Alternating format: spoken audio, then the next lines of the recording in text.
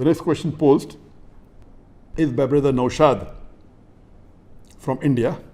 Allah created human beings. Some human beings He gave long life and some short. A long living Muslim can perform more good deeds than the short living Muslim. What if a Muslim wants to perform more good deeds but he dies very soon? Isn't it injustice? Brother Naushad has asked a very interesting question. And he says that if a Muslim dies at a very early age, won't it be injustice as compared to a Muslim who's living for a longer time? A person will live for 80 years, the other Muslim will live for 25 years.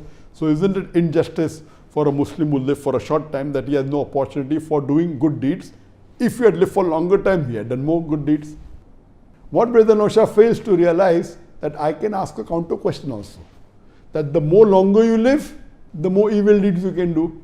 So it is disadvantageous to live for a longer time, because if you live for a longer time, you will do more evil deeds. If you live for a shorter time, you will do less evil deeds. This life doesn't work in this logic. Allah says in the Quran in Surah Mulk, chapter number 67, verse number 2, Allazi khalaqal mauta wal hayata. Allah has created death and life to test which of you is good in deeds. Allah subhanahu wa ta'ala can test people even in short time, even in long time.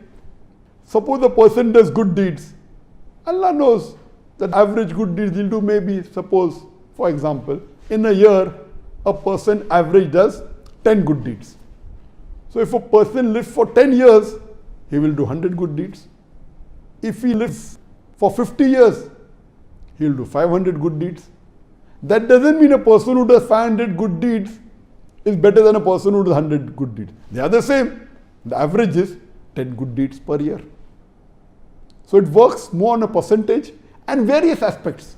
Allah judges every human being depending upon the quality and the ability He has given. He makes some people rich, some people poor, some people healthy, some people handicapped. The people who are poor, they don't have to give zakat. They get 100 out of 100 in zakat. The person who is rich has to give zakat, has to give more charity. So depending upon the facility, Allah subhanahu wa ta'ala, Allah says in the Quran, in Surah Nisa, chapter number 4, verse number 40, Allah is never unjust in the least degree. There's no question that Allah can do injustice.